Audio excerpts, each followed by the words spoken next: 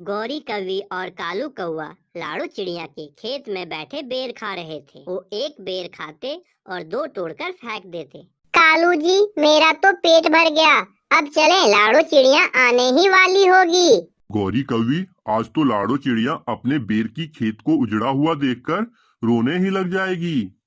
इतना कहकर गौरी कौवी और कालू कौवा पेट भर बेर खाने के बाद अपने घर जाने लगते हैं।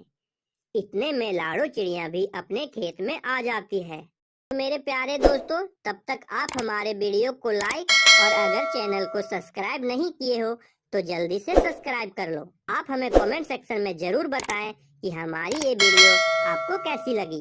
कमबख्त किसी चोर ने मेरी सारी फसल ही बर्बाद कर दी। बेर खाने के लिए होते हैं और उन चोरों ने बेर खाने के साथ साथ मेरी सारी बेर खराब की है। इतना कहकर लाड़ो चिड़िया रोती हुई बबलू कबूतर के पास चली जाती है।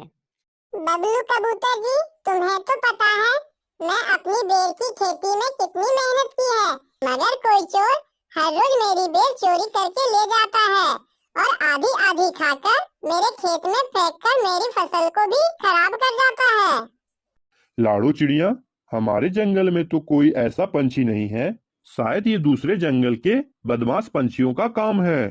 कबूतर जी, जिस दिन मैं उन चोरों को पकड़ लूंगी तो छोड़ूंगी नहीं। फिर लाड़ो चिड़िया लोहार पंछी उल्लू जा के पास जाती है।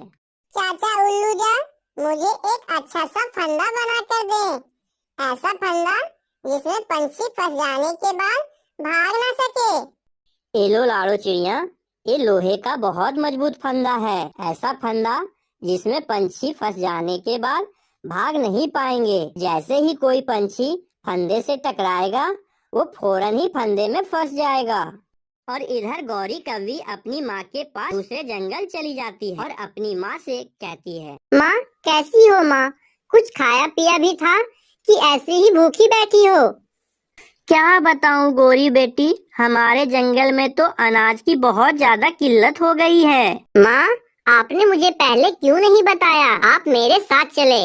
कालू कौवे ने बेर की खेती की है, आप हमारे खेत से बेर खा लेना। क्या कालू कौवे ने बेर की खेती की है? मेरा दामाद इतना मेहनती कैसे हो गया? माँ, अब कालू जी बहुत मेहनती हो गया है। बस माँ, अब आप मेरे साथ चलें, मीठे मीठे बेर खाकर आपका मन खुश हो जाएगा। और इधर लाड़ो चिड़िया बबलू कबूतर से कहती है, बबलू कबूतर जी, तुम आज देखना, मेरे खेत में जो चोरी करके बेर खाता है वो चोर पकड़ा जाएगा। मैंने अपने बेर के खेत में लोहे का फंदा रख दिया है। लाड़ो चिड़िया, कहीं ऐसा ना हो चोर वे तुम्हारा फंदा देखकर तुम्हारा फंदा ही चुरा लें। नहीं कबूतर जी, आज वो लालची चोर जरूर फंसेगा, वो फंदा नहीं देख पाएगा। और इधर गौरी कौवी अपनी माँ को लेकर अपना घर आ जाती है। कालू जी, आज माँ भी मेरे साथ आई है। कालू बेटा, मुझे गौरी ने बताया है कि आपका बेर का खेत है।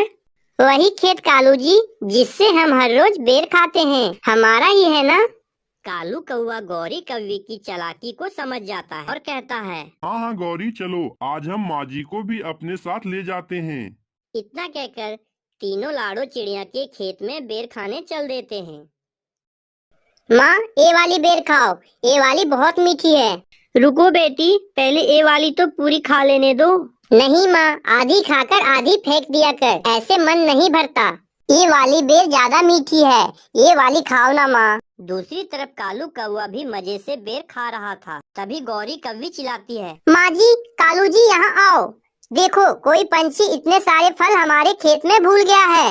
गौरी बेटा, मुझे तरबूज का एक पीस तो दे, काफी दिन हो गए हैं मैंने तरबूज नहीं खाया है। फिर जैसे ही गौरी तरबूज उठाने के लिए आगे बढ़ती है, फंदा खुल जाता है और गौरी कौवी की पूंछ उस फंदे में फंस जाती है और गौरी कौवी जोर जोर से चिल्लाने लगती है। और चिल्लाने की आवाज सुनकर लाड़ो चिड़िया अपना बड़ा सा डंडा लेकर अपने खेत में आ जाती है। गौरी कौवी की माँ और कालू कौवा भागकर एक पेड़ पर जाकर छुप जाती हैं। माँ बचाओ मुझे, माँ कालू जी मुझे बचाओ। इधर लाड़ो चिड़िया गौरी कौवी को डंडे से खूब पिटाई कर देती है और कहती है, मुझे नहीं मालूम था कि ये बदमाश चोर तुम थी। तुमने मेरी सारे बेर की फसल बर्बाद कर दी है। इधर गौरी कौवी चिल्ला चिल्ला कर अपनी माँ और पति को बुलाती है। माँ, और लाड़ू चिड़िया तो मुझे मार ही देगी, आकर मुझे बचा लो माँ। फिर गौरी कौवी की माँ हौसला करके लाड़ो चिड़िया के पास आती है और लाड़ो चिड़िया से कहती है, लाड़ो बेटा, एक बार माफ कर दो मेरी बेटी को। मुझे सब मालूम हो गया। मेरी बेटी और दामाद ने आपका बहुत नुकसान किया है, मगर मेरे कहने पर एक बार इन दोनों को माफ कर दो। हाँ माँ, हाँ, मैं फिर कभी इस खेत की तरफ वापस नहीं आऊंगी। लाड़ो बहन, मुझे माफ कर दो, मैं फिर कभी इस खेत की तरफ नहीं आऊंगी। तुम दोनों पति पत्नी ने मेरा बहुत नुकसान किया है। आज तुम्हारी माँ ना होती तो मैं तुम्हें जान से मार देती। इतना कहकर लाड़ो चिड़िया गौरी कौवी को छोड़ देती है और गौरी कौवी रोते हुए अपने माँ और पति कालू के साथ वापस अपने घर चली जाती है। मीनू चिड़िया अपने बेटे बंटी के साथ अपने घोंसले में बैठी हुई थी कि तभी बाहर से किसी की चीखने की आवाज आती है। बचाओ बचाओ। अरे पता नहीं ये किसकी आवाज है, लगता है शायद कोई मुसीबत में है। इतना कहकर मीनू चिड़िया देखने के लिए चली जाती है और देखती है कि एक पेड़ के नीचे एक मुर्गी जख्मी हालत में बैठी हुई है। इतने में जंगल के बहुत से पंछी जमा हो जाते हैं। अरे तुम कौन हो और तुम्हारी ये हालत किसने की? मीनू मुर्गी से पूछती है। मैं साथ वाले जंगल में रहती हूँ, लेकिन मैं गलती से यहाँ आ गई। मुझ पर एक शिकारी बाज ने हमला कर दिया और मैं जख्मी हो गई हूँ। बड़ी मुश्किल से अपनी जान बचाकर यहाँ तक पहुँची हूँ। मेहरबानी करके मेरी मदद करो। दोस्तों, हमें इसकी मदद करनी चाहिए, ये बेचारी मुसीबत में है। अरे नहीं नहीं मीनू, ये पता नहीं कौन है और हमारे पास इतना खाना भी नहीं है कि हम इसको पाल सके। देखो लाड़ो, हम इसको ऐसे नहीं छोड़ सकते। ये बेचारी जख्मी है और हमें इसकी मदद करनी चाहिए। मीनू, अगर तुम्हें इस अजनबी मुर्गी की इतनी ही फिक्र है तो तुम इसकी क्यों मदद नहीं करती? हमारे पास इतना फालतू खाना और टाइम नहीं है। ठीक है, तुम सब मत करो इस बेचारी की मदद, मैं खुद ही सब कुछ देख लूंगी। इसके बाद मीनू चिड़िया इस मुर्गी का घोंसला अपने घोंसले के सामने वाले पेड़ पर बना देती है और मलहन पट्टी भी कर देती है। देखो प्यारी मुर्गी जी, आप जब तक बिल्कुल ठीक नहीं हो जाती तब तक तुम यहाँ आराम से रह सकती हो, और अगर तुम्हें किसी भी चीज की जरूरत हो तो मुझे बता देना। तुम्हारा बहुत बहुत शुक्रिया, मेरी वजह से तुम्हें बहुत परेशानी देखनी पड़ी। ऐसी कोई बात नहीं है, बस अब तुम आराम करो, मैं तुम्हारे लिए कुछ खाने को ले आती हूँ। इसके बाद मीनू चिड़िया गेहूं की फसल में से मुर्गी के लिए दाना लेने चली जाती है। फिर वहाँ से कुछ दाना लाकर मुर्गी को दे देती है, जिसे मुर्गी पेट भर खा लेती है। और ऐसे ही कुछ दिन गुजर जाते हैं। एक दिन मीनू चिड़िया अपने घर का सारा खाना लेकर उस मुर्गी को देने जा रही थी। अरे मीनू, तुम तो बिना वजह अपने घर का सारा खाना इस फिजूल मुर्गी को खिला रही हो। तुम्हारे पास सारा खाना खत्म हो जाएगा तो तुम दोनों माँ बेटे भूखे रहोगे। कालू, तुम्हें हमारी फिक्र करने की कोई जरूरत नहीं है। अगर किसी की मदद करने से मुझे तकलीफ देखनी पड़े तो मैं तुम्हारे पास मदद मांगने नहीं आऊंगी। और ऐसे ही कुछ दिन गुजर जाने के बाद वो मुर्गी बिल्कुल ही ठीक हो जाती है और वो मीनू को बिना बताए वहाँ से चली जाती है। और इधर मीनू के घर का सारा राशन खत्म हो चुका था, इसलिए वो बहुत परेशान थी। मम्मा, बहुत भूख लगी है, कुछ खाने को दे दे। बेटा तुम फिक्र मत करो, मैं खाने का कुछ जुगाड़ करती हूँ। मीनू चिड़िया इतना कह ही रही थी कि तभी वहाँ पर कालू आ जाता है। क्या हुआ मीनू, सब कुछ खा पी कर चली गई ना वो तुम्हारी दोस्त? मैं कह रहा था वो तुम्हें बेवकूफ बनाकर तुमसे अपनी खिदमतें करवा रही है। ऐसा नहीं हो सकता, तुम झूठ बोल रहे हो। हाँ मीनू, मैं सही कह रहा हूँ।